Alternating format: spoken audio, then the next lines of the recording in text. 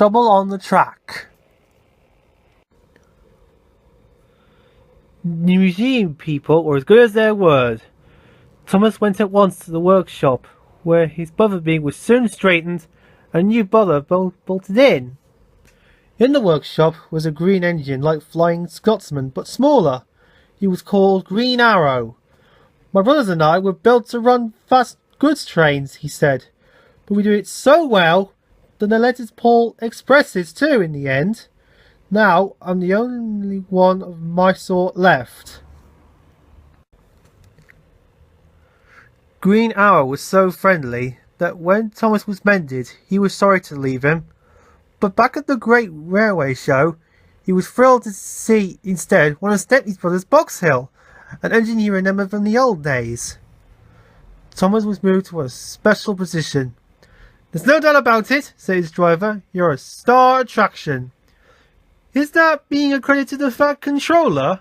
asked Thomas. He was anxious to make up for the parking ticket. One morning, Thomas's driver arrived in great excitement. "Would you give rides on the demonstration line?" he said.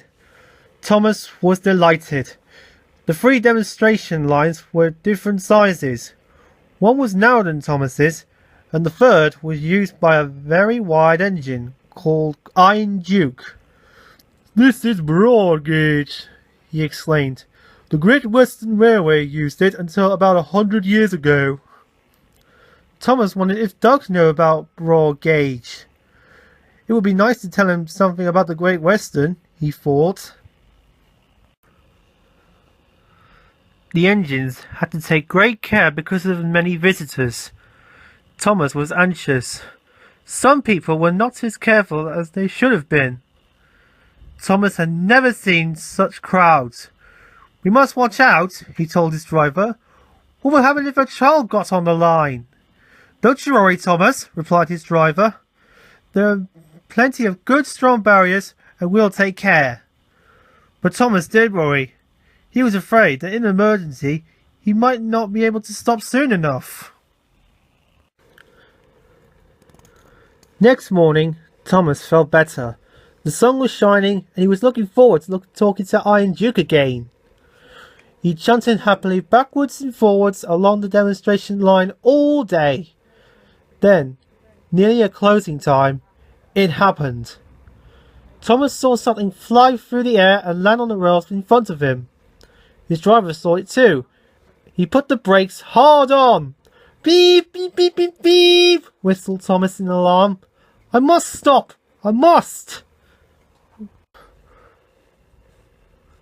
Thomas shuddered to a halt, and a great cloud of steam whisked noisily from his cylinder cocks.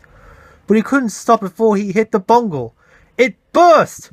Sandwiches and crisps flew in all directions, while pop from a broken bottle fizzed over Thomas's wheels.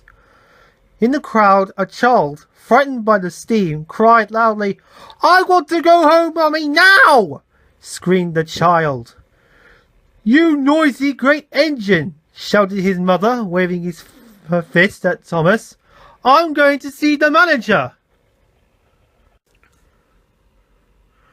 "Oh dear," thought Thomas. "That's not the way to be a credit to the Fat Controller."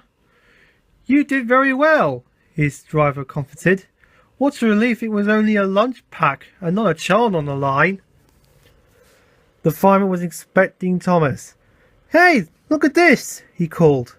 The driver went to see.